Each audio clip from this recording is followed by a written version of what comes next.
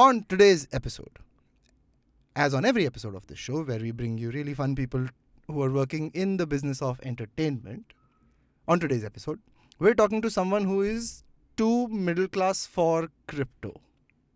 Please give us storytellers. Welcome to Rochelle Pinto, editor at Tweak India, writer, and once again, too middle class for crypto. Yeah, that's exactly right. Yeah. What does that even mean? That just means that as someone who grew up in a middle class home where, there wasn't a lot of money to throw around and you had to be mindful of budgets, I don't put my money in anything that I don't understand. And if you speak about crypto, it's usually drunk guys at a bar trying to convince you to put your money on some kind of coin that you can't pronounce. And the next day, Elon Musk will tweet and say, like, this is shit. And then To the moon! all your money is gone. So I'm really not into that scene. I don't enjoy insecurity of that kind where some crazy billionaire can tomorrow take all my money away. So hence too middle class for crypto. Love it. What a great start. We'll talk to Rochelle about being a writer, about being an editor now at a digital media company that's telling stories about women the way they'd like to be portrayed. That's what we hope, yeah. Yeah. We'll talk about creating content in a brand sanitized world. Okay. That's my corporate slide title for it. Cool, man. Let's start with writing, right? How did writing happen to you? I think it was just because I was so bad at everything else. I was terrible at sports, could not draw to save my life, even though my poor mother would take me to all of those like drawing competitions. I would just keep drawing trees with apples in them. Couldn't do any sort of craft to save my life because I would just get too fed up. So writing really was the only thing left. There was a respite. And I think that in my house, books were really treasured. We would wait excitedly for the Reader's Digest to show up. My grandmother was one of those people who spent her money pretty much exclusively on those limited edition Reader's Digest books that would come in the mail in a box. I know exactly what you're talking about. Oh my God. And I would hear the postman. I mean, this just shows how old I am. I'm just revealing my vintage. I would hear the postman coming up the stairs and then the letterbox would open and then that sound of a package being shoved through the letterbox. And I would go running because I had to be the first one to open it. I had to be the first one to read the jokes because I didn't want anyone telling the jokes back to me. I know exactly what you're saying, right? So all in a day's work, humor in uniform, all of those. Yes, oh man, I know oh my exactly gosh, I loved it. So that was kind of the world we grew up in. And I think that, because we didn't have a lot to go around. I mean, my parents come from humble beginnings. Knowledge and education and books was my access to a world that I couldn't physically access. And I always say that the greatest currency my parents gave me was confidence. And I truly found that confidence in books because I just knew so much from having read that I could keep pace with the adults. I was honestly that annoying kid who would keep asking my parents, like, means what? Right. Because I just wanted to know what they were talking about. Right. And of course, you get told at that age that, your ideas are too big for you and, you should just not be asking so many questions. But clearly that curiosity and that annoying quality was an early signal for a life in media. So, yeah, that's how it began. Where did you grow up? I grew up in Goa. Oh, wow. That's awesome. Yeah, right. Thanks. And what happened when this, curious young individual who has access to books discovered the internet? How did you receive the internet at that time when you were young? Very sparingly because my dad was one of those people who, he's an early adopter of any gadget. Okay, he's one of those guys who anything new on the market and he wants it in his life. But he realized that this was both a tool for great progress and something very dangerous. So I was definitely one of those kids who was allowed to use the internet, say, for 10 minutes a week with my father sitting right behind me. And what do you do in the dial-up days in 10 minutes, literally? Like, there's nothing. Oh, shit, dude. I mean, I just want to know, was that really 10 minutes? Were you that kid who also listened to 10 minutes? I mean, if your dad is sitting right behind you, right. I'm not sure how much of a choice you had. Also, we didn't have the computer at home. It was in his office. So I was heavily monitored. But I think that my first sort of maybe experience with the internet was in our good old computer classes. I don't even know if they have those anymore. Do they? I feel like I mean, it feels very, what's the word for it? archaic. Out of time? Archaic, maybe? Yeah. Yeah. Yeah. Like we used to go there and learn how to make paint and learn how to code, but like HTML coding, where we would just have this little website that had our name on it. So those, and for some reason the shoes always were outside. Oh, yeah. You Because had they to- were air conditioned and dust couldn't go in. literally the only room. The rest of the time you're like sweating it out. Suddenly, like, all young people listening to this are like, kya baat Yeah, kar rahe hai? exactly. Chal kya raha hai? Which world is this? This is like how Yeah. our grandparents would tell us, Yeah. we Oh, walked for like sure. 3 miles to college or whatever, school every day, and, had to like, Yeah, change by bullock buses cart and or- go places. Oh my God. yeah, exactly. But I mean, I don't honestly remember. I don't think I was terribly fascinated by the internet in the beginning. I think, in the beginning it was deemed a more male-oriented space, which perhaps to some degree it still is. Sure. It was more for like gaming and, can I say porn? Yeah, Okay, cool. we'll keep that. It was more for like gaming and for downloading one JPEG of some Oh, yeah. nude woman. Yeah, which took forever to load. So Man, yeah, those were the fond days. memories. Nostalgia right now.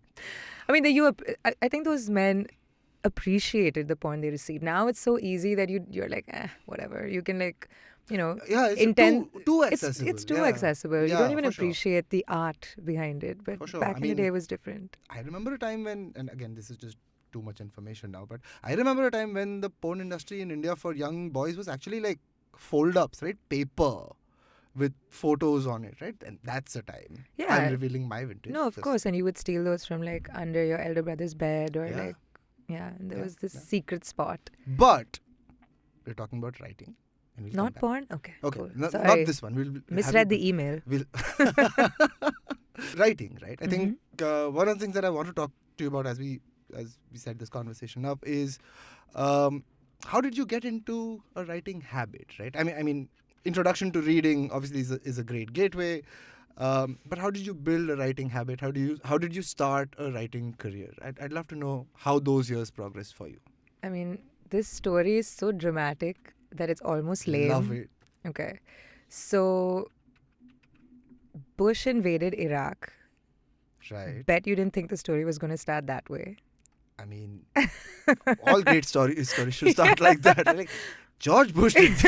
Please, go on. So, Bush invaded Iraq, and I remember sitting with my family and watching the news, and something just filled the very marrow of my bones with like anger and this judicious rage that young people feel, and that this is so wrong, and how could they do this? And literally, I remember getting up, going into my bedroom, and then just furiously scribbling this poem, which was something about how I'm not a soldier, I'll never hold a gun, and whatever, something very Right. lame. Right.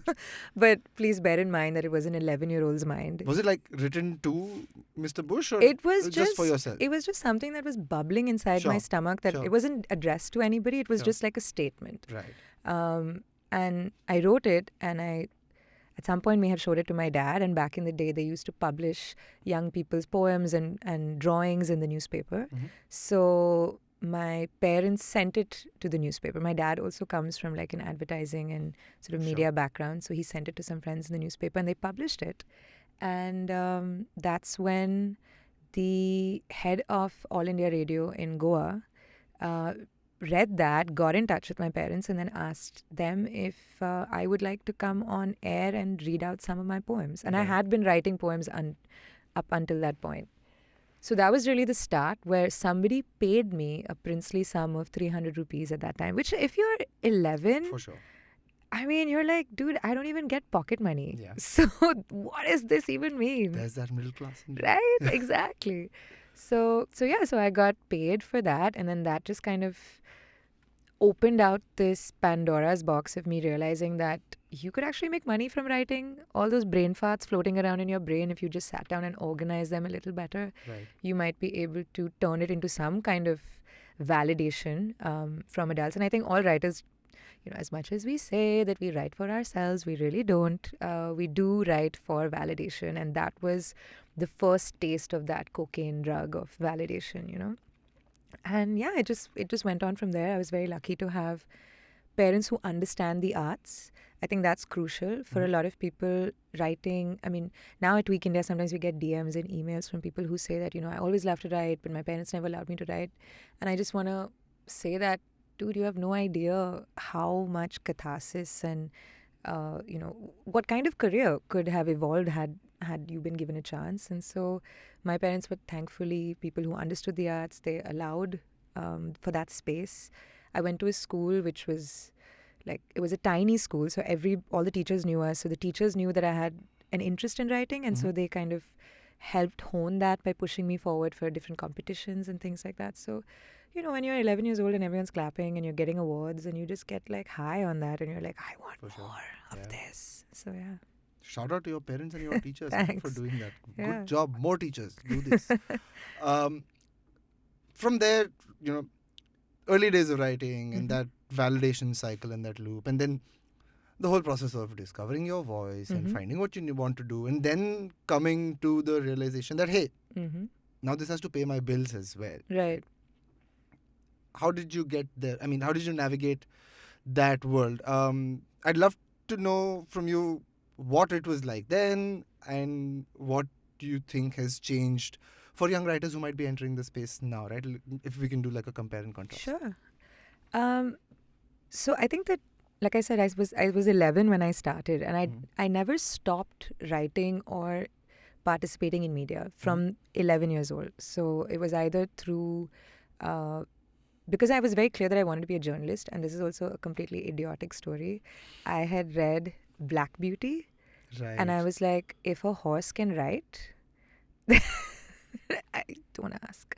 This is just a hyperactive. It's kind of my job to ask, but I mean, don't blame this on me. I mean, I was very impressionable. Okay, so I learned to read at a very young age. Right. Because my parents were working parents and I was kind of left to my own devices. So I learned to read when I was 3. And what happens is that sometimes then you combine this very young, impressionable mind with a reading habit, which means that you don't really understand the world through reality. You understand the world through what writers present to you. So yeah, there was a brief period of time where I thought I would grow up to be a horse because Black Beauty was a writer. So if a horse can write, why can't I be a horse? It was brief. The lesson. It was brief. Yeah. Maybe we should cut that. I don't know. No, we keep it. We're definitely keeping that. And I've completely lost my train. So I continued to engage with creative expression through journalism, through writing, through being a child RJ, through hosting events. Right. So there was always this need to kind of have my voice heard. And I think I figured out very early on is that if you're able to express yourself, you can convince people of your opinion, and through that you can influence the way they behave. Sure. And since no one has yet made me a dictator, this is the closest I have come to being able to control everyone and everything around me. Slightly megalomaniacal, but that I feel it's there in the blood somewhere. Wanting to be able to influence people without ever being called an influencer. Sure. And then when I came to Bombay, I got my first job after college. The paper promptly shut down and I was 19 without a job, very stressed, again middle class, so oh my god, do I have to go back home World now? is coming to an end. Was luckily given a chance by Khalid Mohammed at the Hindustan Times, and I don't know, Khalid took a liking to me and he felt like, okay, this kid has something to say. And unfortunately, he left. But then the editor who replaced him, Mayank Shekhar, who's a popular film critic, he read some piece that I wrote and he was like, oh, you have a potentially bitchy voice. We should give you a column, and it should be a fashion column. Right. And we should take a photo of you wearing red horns and we should print that on top of the column. So not only do you make fun of celebrities for how they dress, but they also all know what you look like in case they ever meet you at an event on the streets. It was a terrible idea.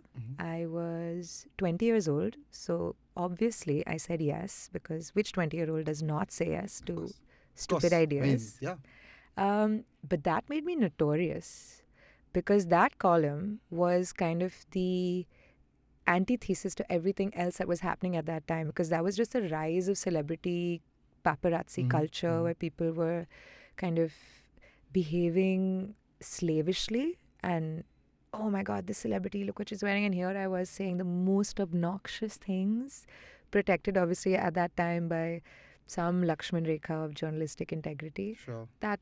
And also this was a time when people were not as aware, and rightfully so, of being sensitive towards other people. So I said some pretty obnoxious things, which today I would not. Pre the weaponization of cancel culture in that sense. I'm kind of sort of. Yeah. Also, I would say it was a time when, because everything else was so saccharine, you stood out for being a rebel. You stood out for kind of saying the opposite, because that's what people are thinking, and maybe nobody had the space or the stupidity to actually print it and then put their photo there. So I've had more than my share of very awkward celebrity run-ins, and people actually calling me up and being upset with what I wrote about them. And like upset or upset at you? No, upset about the fact that I wrote it, right, okay. and then obviously correspondingly upset with me for writing it. Right. And when you're young, you're just brash and you don't care, and you think that water off a duck's back. But I wouldn't do it today, not so much because of cancel culture, because I just feel like I no longer judge people by the way they dress. So it's more of a maturing. Let's go with that. Sure. I mean, I'm going to do you one better, and I'll tell you how even the platforms we're doing this on are now so much more open and mature, right? Earlier, you'd rely on a journalistic voice to tell you what's good or what's bad, but now you've got Twitter and Instagram and exactly hundreds and thousands of comments of people being like, oh, you look like that and you're dressed like this, and, or anything and everything else under the sun. But wow, man, I want to take a moment and ask myself and ask all my listeners, what would you do if your boss at 20 asked you to do something this stupid? Yeah. My hope is that you would say yes. Yeah, so that I mean, you should can one say day... yes. It's a formative experience, right? If nothing, very early in life, you should know what you shouldn't be doing. No, I mean, honestly, as much as it's now, I laugh about it, it was the decision that changed my career, because I would have been just another fashion journalist. I achieved a certain level of notoriety. It got a lot of people to sit up and pay attention. And it also emboldened me to find a voice that was different from everybody else. Yeah. So while I regret the photo completely,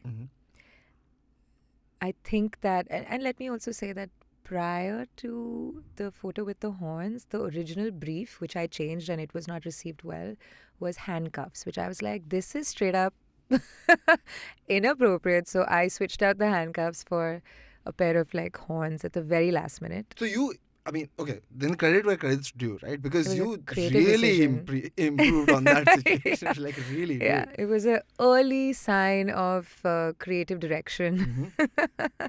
But yeah, it made me notorious. It got a lot of people to pay attention, and I don't think I would have been able to make the leaps that I did as quickly were it not for me saying yes. Sure. So I would encourage young people to not overthink shit. But unfortunately, we also now live in a world where everything that you do remains on the internet for millennia. Kind of overthink shit. You have to overthink shit, but to a degree. I feel like overthinking has also become... No, and I just want to be clear. I think the stupid part is just the picture there. Everything else is gold. Yeah. But the picture, and because you'd think that, one of those rom-coms from the late 90s also has this plot, right? A couple of them have it. There's a columnist and... Oh, yeah. There's a bunch of them. How to Lose a Guy in 10 Days. You know, and putting your picture out there is a risk in that sense, right? But that's the only thing that I wanted to call out. Everything else is gold, man. I mean, shit, get paid to say nasty things to people in a time when they couldn't reply to you on Twitter probably or hunt you down. I mean, they hunted me down physically, which, Yeah. Love it. So that's your start, right? That's how you got in. That was your escape velocity from any other fashion journalist. How was the environment like that compared to what it is now, right? Like when someone's coming in, say at Tweak India, you have young writers coming in, right? Mhm. What kind of assignments do they get? What kind of direction do they get, for example? I think back then there were far fewer of us Mhm. to begin with. There were far fewer platforms. There was a lot more responsibility towards what you were putting out than there is today, because the internet wasn't as crowded, Sure. and the race to get something, even if you really wanted to get something out in time, it had to go through a certain number of processes before it went out, right? So it would be seen by your immediate reporting manager, then it would go to a sub-editor, then it would go back to your your reporting manager, then your editor would have to sign off on it.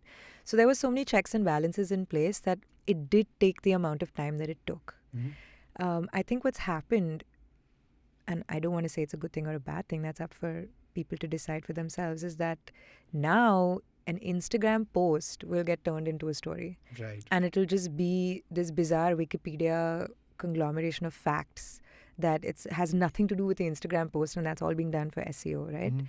So we have a lot of interns and we have a lot of young people on our team, and they're always surprised by the fact that our team takes an interest in teaching them. They're always like, oh, you actually are reading the stuff we're writing? Right. And I feel like that's sad, because were it not for the editors that I interned under or I worked under, I would not have been able to develop this voice. They took that interest and they realized as much that mentorship was as much a part of the role as deciding what content goes and what content doesn't go, right? Right. So I think it's exceptionally hard for people today to find a voice. And the tendency then is to kind of use the internet and to kind of grab eyeballs in the internet, maybe in ways that it's not truly you. You're doing it because you're trying to break through, Right. and not so much because you're trying to find a voice. Mhm. But I'm honestly glad I'm not just starting out now, because I Yeah. feel like I would have had a very different perspective on quality and on what my voice is were I to start right now. Love it. I think that's a great point of view, a great summation of how it's gotten harder to be Yeah, fully. a writer, right? I think we're at that stage of human evolution where everything and everyone is content and creating content, Yeah. right? And uh, It's exhausting. it really is. I mean, consuming it is exhausting. Tell me about it. Yeah, and making it is exhausting. So if the point is that creativity comes from those spaces in between, Right. when you've actually had a chance to sit down and be bored and think or observe. And I feel like we're constantly, and this is definitely a folly of my job as well. Is like whenever I'm talking to people, half of me is always thinking about how I can turn this into a story, and my friends get really frustrated because they're just like, I can see that look on your face. I'm telling you about a breakup and you're thinking about like how you're going to turn this into an article. And I was like, yes.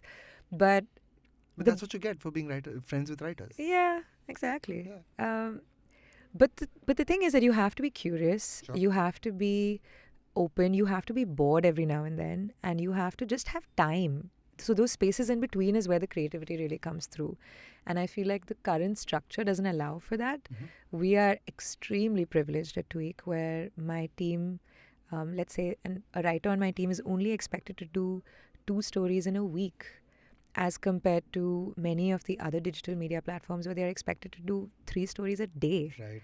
And I just don't understand how that's possible, because then you're just polluting the internet with Yeah. Creating digital debris. yeah. So that's not what we try. Of course, we have the incredible advantage of being supported by somebody who also believes in good content herself and has earned her credibility as a writer and does not want anything to jeopardize that. Mhm. So it is a privilege that not everybody has. And it's one of the reasons why I'm so excited. And I wake up every day happy to go to work, which is not something that I take lightly at all. And that's wonderful. The spaces in between is where creativity comes from. The spaces in between is where ad revenue also comes from. Okay. We will go into a break and be back after a few minutes, a couple of minutes. I don't know how long these are anymore. To continue this great chat with Rochelle Pinto on Storytellers and Storysellers. Hey, it's been another great week on the IVM Podcast Network. On What the Hell Navya, Shweta Nanda, Jaya Bachchan and Navya Naveli Nanda talk about the portrayal of women in different spaces like their homes, at work, online, in pop culture and more. On Paisa Vaisa, Anupam talks about bad debts, credit card loans and consumer loans in India to Ritesh Srivastav, founder of Free.care. On All Things Policy, the Takshashila folk discuss the amendment dealing with the reservation for the EWS and how the Supreme Court ruling might change things for reservations in India. On the Filter Coffee podcast, Karthik talks to Harsh Songra, founder of My Child app. They discuss AI technologies, DALI, OpenAI, and tech space future. And on Smarter with Sid, Siddharth helps us understand how to handle the transition period in your professional and personal life. Once again, don't forget to visit our merch store on ivmpodcast.com. We have some exciting stuff for you over there. Follow us on social media. We are IVM Podcasts on Twitter, Facebook, Instagram, and LinkedIn. If you like our shows, spread the word, tell your friends, and don't forget to rate and review them wherever you're listening. You'll also find our shows on YouTube at youtube.com/IVM Podcasts. And finally, we would like to thank our sponsors this week: Bumble, Heads Up for Tales, Kotak Privy League Program, and HDFC Mutual Fund. Thank you for making this possible. And we're back. We're talking to Rochelle about writing, creativity, and Tweak India. Tell us about Tweak, man. You gave us such a great intro that we completely didn't talk about Tweak right at the top of this episode, but we shall make up for it now. Tell us about Tweak. Tweak is really born from the idea that Indian women are not unifaceted, and therefore they're not only interested in makeup and they're not only interested in fashion or Bollywood gossip, that there's so much more that occupies their mind space. And what we were very clear that we wanted to be was aspirational yet accessible. So we position ourselves as that, say, that cool best friend that you have, or that older sister, or that aunt that you're always trying to, hang out with. And our way of communicating is always optimistic. So we will never do those like death knell headlines of like all the things you're doing wrong when you wash your face. That's not our style. We just wanted to create a positive space where women feel seen, they feel heard, they feel represented. We encourage them to discover new ideas. We challenge them ever so slightly, not to say that what you're doing is wrong, but hey, it's great if it's working for you. How about you try this instead and see how it works? Sure. And I think that approach, it's really a top-down approach, because that's the approach that our founder, Twinkle Khanna, uses herself. And then I was able to take that and kind of build with her a media company that is our ethos. It runs right through. So we're very careful about the way we speak to women. We're very careful about simple things that maybe other people won't notice, but we're so anal about it. Like, for example, the kind of language that we use, we'll never use words like fat, thin, skinny. We don't use words like that. We'll say athletic, strong. We tend to avoid describing people in reductive terms. Sure. So very different from my beginnings as a as a columnist. But if I didn't have that, I wouldn't have been able to understand how to do this. Sure. And I think we spent so much time with this brand and we love it so much, and it's like really in my bone marrow at this point. So it's a gut instinct. And I think that the writers and the team at Tweak speak to people the way we would have loved to be spoken to, and the way we wish people spoke to us. There are some fantastic magazines internationally that do this, but most of them are for men, because somehow, that was just the way it was. And the women's magazines were always like 60 ways to please your man and just like dumb shit. So we can't do that. I mean, we'll still talk about pleasure, but it's not going to be like performative in that sense. So yeah, that's what Tweak stands for. That's amazing. And you do various types of media, right? You do video, there's text, there's obviously social, which is its own beast. Absolutely. In its way. How do you, what is the process of generating content at Tweak today, right? Are you looking at people to come in and feed back to you what their experiences are, or is there like an editorial board that looks at, okay, hey, no, this is the agenda that we're looking at? How do you come up with ideas and what to create at Tweak? It's a very democratic system Mhm. in that it's a flat structure. Sure. And on a daily basis, there's only one person with the veto power. But for the most part, I like to encourage everybody to give us their ideas, and then it's my job to kind of hone that idea. So we like to share our experiences. We encourage everybody from the intern to, the managing director to literally the accounts person. Everyone needs to be able to contribute with ideas or with experiences that then, I think a good journalist or a good writer is like a vulture. You're able to pick through a carcass and find the meaty bits. Mm-hmm. And that's what my job is. Suitably macabre for October. Halloween special. For sure. But no, in truth, that's what it is. Like, we are always, if you present a table of writers with the same dish, each of them will have a unique experience. That is my Sure. hope, right? Sure.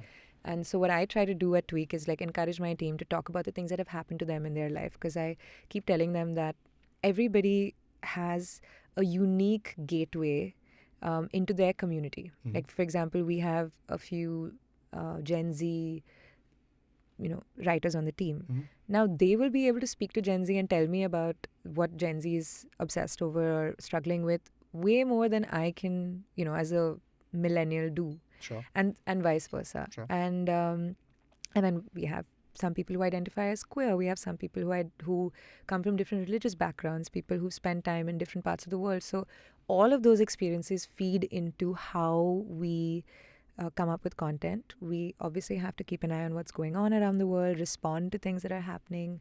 Like today, we just published, it was just on Instagram, but we published a post about Sweden. Just today, we published this post about Sweden electing a 26-year-old girl of Iranian descent as their climate minister, which is unheard of, right? So that's something that we would respond to in a newsy fashion. And then there are the longer stories which come from personal experiences, Mhm. come from conversations. So if anyone's ever talking to me, beware, because your life story, your pain might be turned into a story on Tweak. Which is better than what they're doing with it anyway. So I mean, it is therapeutic because Sure, yeah. a lot of the people, and of course, the most important perhaps funnel of inspiration is really our audience, because Right. what we've been able to build at Tweak is a community of people who are not only willing but are excited to share, and they reach out to us and they tell us about their deepest, darkest secrets. And sometimes we're like, oh my God, you should really be talking to a therapist. And we say that, as proponents of mental health therapy, we would encourage you to reach out to someone, because we can't give that kind of advice on an Instagram DM. Of course. But they give us so much of themselves, and it helps us understand what people need and what people are looking for. So some of the best stories, honestly, have come from our audience, just telling us, I'd love to contribute, don't use my name, or how about you guys do a story on this? Sure. So yeah, that's in a nutshell, a very large nutshell, Yeah. how we come up with stories at but Tweak. it's interesting because you're not, I mean, traditionally a publication or a media house, right, is creating for such a diverse set of audiences. And now, as you drill down to the urban, well-educated woman, that space, or, well, woman, again, that word has also become so loaded, right? So, I mean it in the most inclusive sense. It's important to be open and in touch, right? And I think the Insta DM today is what led us to the editor was. Yeah, when we were absolutely. growing up, right? I have so many things that I want to ask you. I want to ask you about your how do you pitch a story, and how do you, but I'll just ask you a couple of things, right, specific to this. First is, as an editor and a writer, what do you look for in a story? And I'm not just speaking from a Tweak point of view, but what's exciting for you to find in a story? What resonates with your mind going, hey, I want to read that? a unique perspective on Mhm. something, because what I tell my team is that either you are discovering something new that you didn't know about, and then the reaction when you read a story is, oh, I didn't know that. Or you are being validated for an experience that you have, and you go like, oh my God, I knew I was right. So you want one of these two experiences, right? You want people to either feel like they are being seen for the first time, or they're discovering and seeing something new for the first time. Sure. So that's what I look for in a story. So it doesn't have to be a totally new story. I mean, almost everything has been done, but it needs to be a fresh take on that story. So, and that goes for even the way we represent the news, for example. So, like with the example that I gave you earlier about the Swedish climate minister, Mhm. like everybody else has posted, and this is not to elevate us above everybody else, but this is just to illustrate our approach. Most people have posted as news saying, this is what has happened. What we did was also append a list of other very young, very powerful female politicians around the world who Mhm. are effecting great change. Right. So it's just, I mean, you don't just get the bare bones, you get like a little side dish as well. So Sure. it's like, here's the biryani and here are some gulab jamuns that we've snuck in for you as well. And that's the goal. Like, I want when people come to Tweako, when people engage with anything that we do, Mhm. for them to be surprised, for them to leave with a little more knowledge than they would have received were they to interact with a similar piece of content on anything else. Sure. So our rush is not always to be the first, but to be the most unique. That's interesting. And does that hold for, say, longer pieces as well, or video pieces as well? And I'd love to know how you maybe look at these differently, right? Because social is, it's a 24-minute sort of cycle, Yeah. and you're feeding a janta that is already, very thumb happy. Yeah. But when it's about engaging a viewer, listener or a reader, listener, because podcasts are everything, right? How do you go about doing that, right? Like, what do you look for? If you can give us a couple of examples of maybe some of your favorite stories that you've put out at Tweak, I'd love to know. Well, we did a story very recently. Let me start by saying that for me, everything starts with insight, right? Because everything that we do in any form really is about accessing human behavior. Mhm. And when I say we, I mean literally all of us on this planet. Like, it's all about human behavior and how that affects us. And that's in all the creative arts and all your commercial arts as well. So whether it's architecture or writing or podcasting or music, right? We're trying to access some aspect of human behavior. And so in the pieces that people write, what I look for, whether it's long pieces, short pieces, Instagram posts, whatever it is, video, I want that insight. Like, what am I going to take away from this piece of content? And I hate saying piece of content because it's so reductive. But from this story, let's go with story for the time being, that will either teach me something about my own behavior or it'll influence my behavior here on out, right? So that's what we start with. So even when we make briefs for brands, we start with the insight. We don't just write about like, oh yeah, we're going to put your product into this, and that. We really start with, why does your product matter to the people who we have access to? So it starts there. How does it play out across different media, if that was your second question? There are technical aspects, definitely. Like, if you're trying to turn a story into a video, you have to think of it technically, you have to think of it visually, which you don't have to do if you're writing. But I think the fundamentals of storytelling remain the same. Sure. It's about a narrative. It's about editing it. So there's this line, I think it's Stephen King's line, which is kill your darlings. So you have to know what you put in, you have to know what to take out. And it's about a structure. I think that oftentimes what people don't do, especially journalists and especially people who do work in digital media, is that you're just writing. You're almost writing in a silo. You're writing blindly, right? And sometimes you can go all over the place. And that's fine, as long as you have a structure that you keep returning to. So with my team, for the longer pieces, they get told this often and they sometimes get frustrated. But I'm like, where is your structure? Give me your structure. Because I need to see the flow. I need to see what your plan is. And that's true for video, and that's true for pretty much any form of Love it. communication. I resonate with that approach to creation a lot, right? And again, as a marketer by day and a creator in general, I guess, marketers tend to have to be creators now in the 21st century, right? I think structure is a missing piece in so many stories, Yeah. right? And you can obviously tweak the structure around to make it sing as a written piece or a podcast or whatever else, right? And that's so interesting, so important. The second thing that I want to ask you about doing what you do, right, is something that I've been thinking about, right? As a marketer, creator, sort of a person somewhere on that spectrum. Brands tend to still believe in a sort of idealized, sanitized way of society, right? How does that affect editorial integrity? Does it still affect editorial integrity? I know way back when I started in content, I'm not going to say that. I started in entertainment and I still work in entertainment. And we don't say content.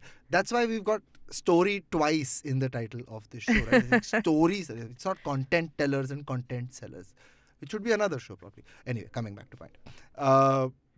Does that still matter? Like way back when it used to matter a lot of creators were like really very, they're like, man, ये हम brand को नहीं देंगे, ये story हम खुद बनाएंगे, इसको फंड करना है. But how does it work with you, and both personally and in your role as editor? So with Tweak, again, great privilege that we have the license to say no, which a lot of people don't, if something doesn't work for us, because our founder puts credibility and integrity above everything else, right? So I can only speak for Tweak in this particular scenario. And I think that where she and I really come from a common ethos is that in my personal life, when I say personal, I mean outside of Tweak, I had developed a reputation for being formidable when it came to any kind of attempts to curb journalistic integrity, right? Like I was quite brash and perhaps sometimes even rude, which I would not recommend. Because it just came from that same idiotic, idealistic, thought process of that kid who went and wrote some poem because George Bush invaded Iraq. So that has not entirely been cured. But what has happened, thankfully, through the internet is that brands are also realizing that if everything is sanitized and if everything is homogenized and everything sounds the same and everything looks the same and no one really understands what the brand is trying to say. And of course, they do silly things like jump on different bandwagons. Like, okay, this year we'll be all about like queer rights and next year we'll be all about women's empowerment. And we still hear all those like, briefs where people feel like they discovered women's empowerment for the first time and you have to kind of keep a straight face. And for those reasons, I'm thankful for work from home because at least I don't have to keep a straight face because I'm incapable of doing that. But what brands have come to realize is that, they love the word authentic. Right. So they are always about authenticity. And with Tweak especially, what they come to enjoy, I think, is the voice. And that the fact that the voice is unique and the fact that our take on something is slightly hatke, I would say. And we are able to dig our heels in and say, hey, this is just not going to fly. So either we come to a compromise or, we're going to have to shake hands and part ways as, future collaborators, which is always difficult. It's quite a gamble. Right. And I It's would not recommend it to everyone. Yeah. But I do feel that if you stand your ground, people start to respect you. And if you bend over backwards for everybody, because I'm all about setting precedents in life. I'm all about, if I do it this time, how is it going to affect me in the future, right? Which is the classic sign of an overthinker. But professionally, I have to be that person. Sure. Maybe in my personal life, I'm quite different. But professionally, it's my job to protect the brand. And I feel very strongly about it, given that I was there when it was nothing more than an idea. And brands have come to respect that, I would say. And in fact, not only do they come to respect it, they often, now I hear from many of our collaborators and sort of the brands that we've built beautiful relationships with, where they say, oh, we trust you. And that's always lovely to hear. Absolutely. Because they realize that, hey, you're not bullshitting them. You're telling them the truth, and you're not trying to screw them over. You're actually trying to guide them towards the best possible version of the story they're trying to tell. Sure. So yeah, that's how it's worked out for us. And I mean, I would recommend that everybody have principles and then try to stick to them as much as possible.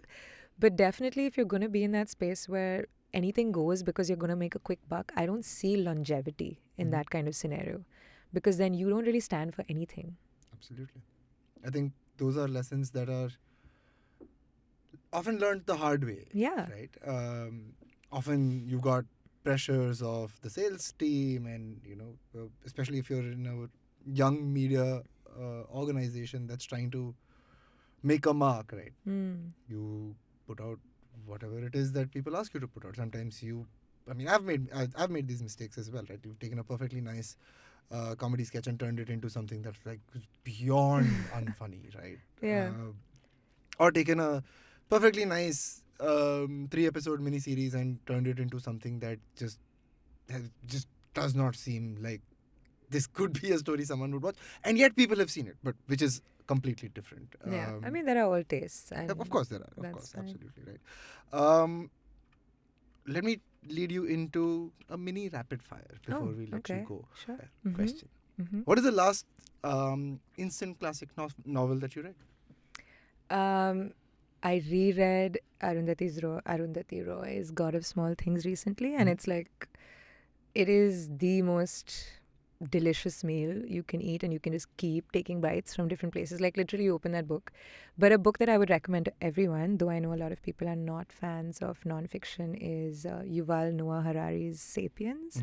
I feel like, again, that book is something that every time you read it, you learn something new. He's a fantastic writer. He's so sarcastic, and he writes from this like superior perspective, but it's funny, so you're almost like enjoying the fact that he's making fun of your intellectual inferiority, but you learn so much about this world. And Masochism for readers. yeah, exactly. Nice. If you're not into crypto, you can read *Sapiens* instead. I love it. The stupidest story you've written, The stupidest story I've written? Gosh. or the stupidest piece you've written, like in your ranking of it. Oh wow, that's a really tough competition. I mean, I've written a bunch of really trashy things because I used to be a deadline junkie, in the sense that I would write, like, if the deadline was 4 p.m. for the page to go to bed, as we used to say in old school journalist terms. I used to start writing at 3:30 and give everybody like great panic attacks. But it would be hard to pick one. I mean, probably some kind of maybe fashion story that I knew I could just phone it in and no one would know the difference. Sure. So yeah. That's an acceptable rapid fire answer. It's all right. Okay. The best thing you've written, according to you, Well, there are or two. helped create. Maybe, I mean, written is restrictive. Well, there are two pieces that are very dear to me. One was a piece that I wrote, which is called My Father the Feminist. And it talks about how I learned my definition of feminism from my father, which was which is basically based on self-reliance. That's all that it is. It's just about everybody should be self-reliant, Sure. including women. And it was a piece that was so easy to write, and so I feel like somewhere it was always like bubbling inside of me. It just like flowed very smoothly. It received absolutely no edits. My editor at the time even messaged me saying like, okay, this piece is good to go. Which, if you're a journalist who's come up through sort of the newspaper world, you know that's nirvana. That's the holy grail. That was one piece. And then the most recent piece that I wrote about speaking within families about uncomfortable subjects, especially dirty family secrets that nobody wants to talk about. So just the idea of being able to be open and vulnerable with the people that you love the most, which is something that in India we don't really do. You know, the people who know us the least, I would say, sometimes are our families, because you're all acting some version of ourselves, the most palatable version of ourselves, Sure. because we just want to be accepted. Very middle class. Yeah, it is middle class for sure, but I think it's true for many other. It is, for sure. Yeah. I mean, it's an Indian thing, right? Sure, It's yeah. like you don't want to be the great disappointment. So you want to just give your parents the most palatable version. So, like, and then there's that joke, right? Like, the biggest lie is when parents say that, I know my son or I know my daughter. It's not true. You don't know your kids. Like, they're up to no good, trust me. So these two pieces for me they're deeply personal. I was not entirely sure my family would not disown me when I wrote the second piece, but they embraced it, and I received some really lovely messages from cousins and uncles. So, yeah, these are my two favorite pieces. Shout out to the rest of your family. Okay. Love it. Thanks. Your thoughts on the metaverse?